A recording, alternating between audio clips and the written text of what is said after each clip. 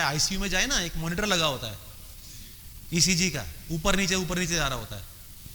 जब वो ऊपर नीचे जा रहा होता है तो इसका मतलब आदमी जिंदा है या मर गया।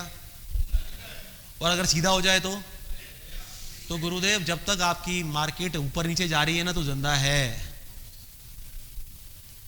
जिस दिन मार्केट सपाट हो जाए ना, पैसा निकाल लेना। और सपाट होगी नहीं, डोंट वरी, क्योंकि ये सेंसेक्स है। सेंसेक्स सुना हुआ है? सेंसेक्स फुल फॉर्म क्या है सेंसेक्स का, किसी को पता है? सेंसेक्स है क्या ये पता है? मार्केट को हम सेंसेक्स कहते हैं।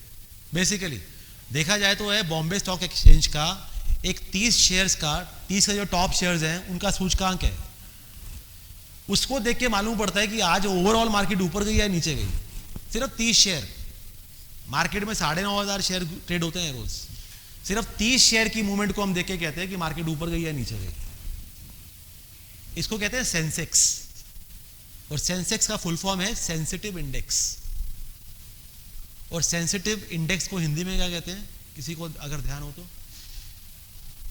एनीवन? हाँ, absolutely sir, thank you so much. संवेदनशील सूचकांक। और संवेदन मतलब इमोशंस, फीलिंग्स। तो मार्केट किस पे चल रही है? किस पे चल रही है साहब?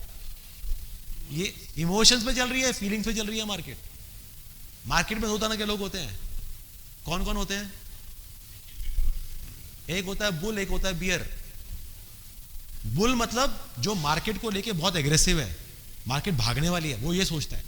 और बियर मतलब जो मार्केट को लेके एग्रेसिव नहीं है, वो कहता है मार्केट गिरने वाली है, मंदी के आने वाली है। तो अगर बुल ज्यादा हुए मार्केट ऊपर जाती है, अगर बियर ज्यादा हुए मार्केट नीचे आती है। सिंपल फॉर्मूला है, और कुछ भी नहीं है, नथिंग एल्स। और तभी मार्केट ऐसे चलती है। अगर सारे रैशनल हो जाए ना इन्वेस्टर्स, कोई दिक्कत ही नहीं है हुजूर, फिर मार्केट यूं ही जाएगी, यूं सीधा। लेकिन मार्केट ऐसे जाती है। और एक और बात मैंने आपको बोली, एन। अभी आपकी किताब के अंदर एक और आपके जो फोल्डर है, पेज नंबर आई थिंक 152 या 153 पे अगर आप निकालें,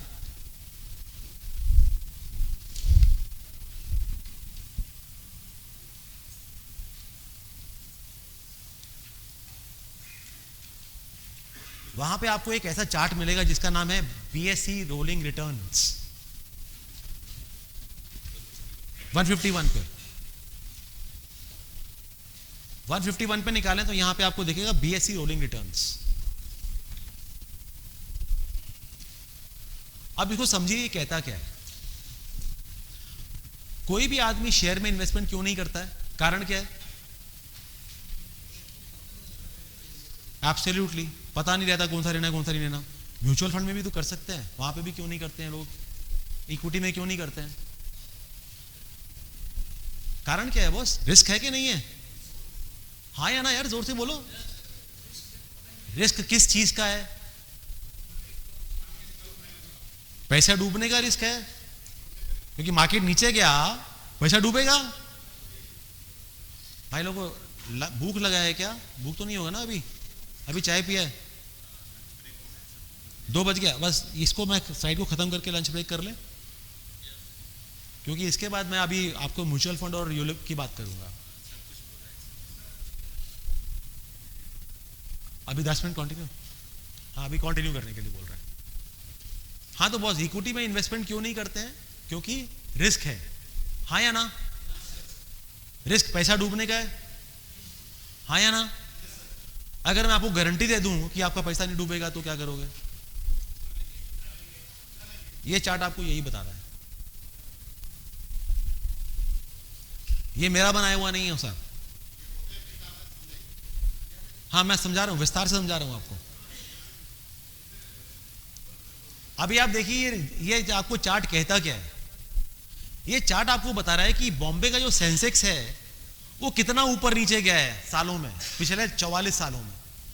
1980 में शुरू हुआ था 148 से, और ऐसे करके ये बढ़ता रहा। तो ये अभी अभी जो इसका हाल है, अभी लगभग, ये थोड़ा पुराना है, मतलब 2020 तक का है, ये 15.64% का रिटर्न पुराना वाला आ गया है। चलो इसी को देख लेते हैं, इसी समझ में आ जाएगा। तो 40 साल में ये इतना ऊपर नीचे गया है, आज ये यहां पर है। अगर मैं इसका CAGR, सर किसी ने CAGR पूछा था, CAGR का फुल फॉर्म होता है कंपाउंडेड एनुअलाइज्ड ग्रोथ रेट। चक्रवर्ती अगर ब्याज इसके ऊपर देखें हैं तो हमारे पास में ये रिटर्न आ रहा है। क्लियर है सर यहां तक?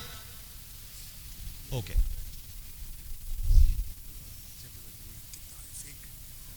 हाँ बता चुका। अब वो सर कह रहे हैं कि वो सिंपल में और चक्रवर्ती ब्याज में कितना फर्क है वो उनको बता दीजिए। याद है वो 3 लाख रुपए और 10 पैसे, 10 करोड़ 64 लाख रुपए और 30 लाख रुपए, ये वही चक्रवर्ती ब्याज है। 10 पैसे डबल एवरी अदर डे। तो अगर आप इस मार्केट को देखें और इसको समझें, ये चार्ट क्या बता रहा है आपको? चार्ट ये बता रहा है कि जिस आदमी ने 1980 में इन्वेस्टमेंट किया और मात्र 1 साल के लिए किया, 1 साल से ऊपर नहीं किया, 80 में किया, 81 में निकाल लिया, रिटर्न आया 54%, बराबर। 81 में किया, 82 में निकाले, रिटर्न आया 3.51%। वहीं अगर उसने 85 में किया, 86 में निकाला, रिटर्न आया -0.57%। 86 में किया, 87 में निकाला, रिटर्न आया -15.65%। ये चार्ट बता रहा है। समझ में आया सर? किसी का कोई सवाल? सिंपल है यार ये। वहीं वो कहता है कि अगर 3 साल का पीरियड है, मतलब 80 में किया, 83 में निकाला, रिटर्न आया 19.55% पर एनम चक्रवर्ती ब्याज। वहीं 5 साल किया तो ये रिटर्न है, 7 साल में, 10 साल में, 15 साल, 20 साल, अलग अलग टर्म ले लिया। यहां तक ठीक है साहब? ओके।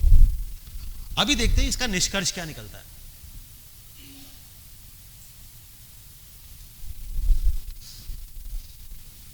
नेगेटिव रिटर्न अगर 40 साल थे, 40 सिंगल ईयर थे, तो 40 में से 11 बार नेगेटिव रिटर्न आया। यही अगर 3 साल के लिए इन्वेस्टमेंट किया तो ऐसे 38 ओकेजन्स थे, उसमें से 4 बार नेगेटिव रिटर्न आया। 5 में के 36 ओकेजन थे, 3 बार नेगेटिव रिटर्न आया।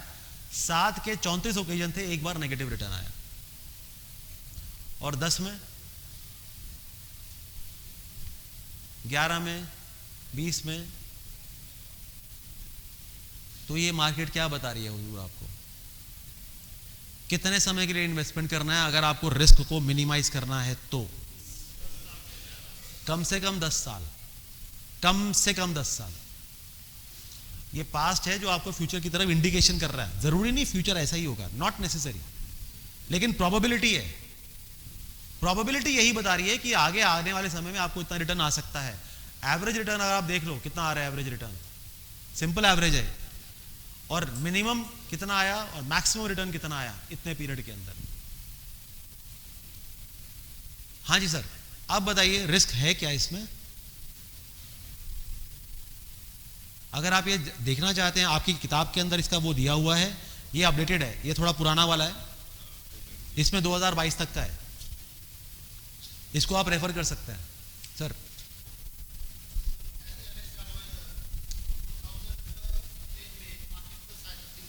Okay, point taken. उसमें गारंटीड रिटर्न था क्या? गारंटीड एनएवी था क्या उसके अंदर? अच्छा, उसमें चार्जेस कितना था? कितना था?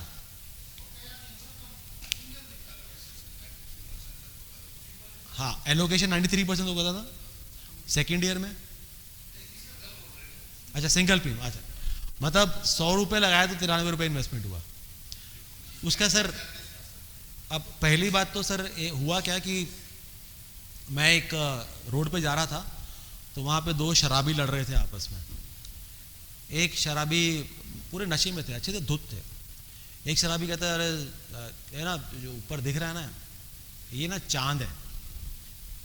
दूसरा शराबी कहता है अरे ये जो ऊपर दिख रहा है ना, ये सूरज है। अब मैं वहाँ से निकल रहा था, मेरी फूटी किस्मत, फंस गया दोनों के बीच में। कहते भाई साहब इधर आइए। पहुँचा उनके पास में, मैंने कहा बताइए। कहते साहब ये चांद है और ये या सूरज है। दूसरे वाले ने कहा हाँ भाई साहब बताइए सूरज है या चांद है। मैंने उनकी तरफ देखा, मैंने कहा भाई साहब मुझे नहीं पता, मैं इस शहर में नया आया हूँ, मुझे नहीं पता, मैं इस शहर में नया आया हूँ सर। मैं सिर्फ एक बात कह सकता हूँ, चार्जेस का चैलेंज था, जो चार्जेस का चैलेंज 2019 में खत्म हो चुका है। IRDA का एक अभी सर्कुलर आया था 2019 में, जहां पे उन्होंने लिमिट डाल दी है कि आप कितने चार्जेस ले सकते हो। वो मैं डिस्कस करूंगा आपसे, वो मैं आप डिस्कस करूंगा, और मैं आपको पूरा डिटेल में बताऊंगा कि अगर ठीक से ढंग से इन्वेस्टमेंट होती है तो रिटर्न कितना आ सकता है। I will tell you data के साथ। पर पहली बात ये समझ में आ गया यार, नहीं है तो प्लीज बता दो नहीं आया है, पक्का। क्योंकि जैसे डॉक्टर के लिए स्टेथोस्कोप होता है ना, अगर अपने आप को आप फाइनेंशियल एडवाइजर कहते हैं तो ये आपके लिए स्टेथोस्कोप है, आपके पास में ये जरूर होना चाहिए।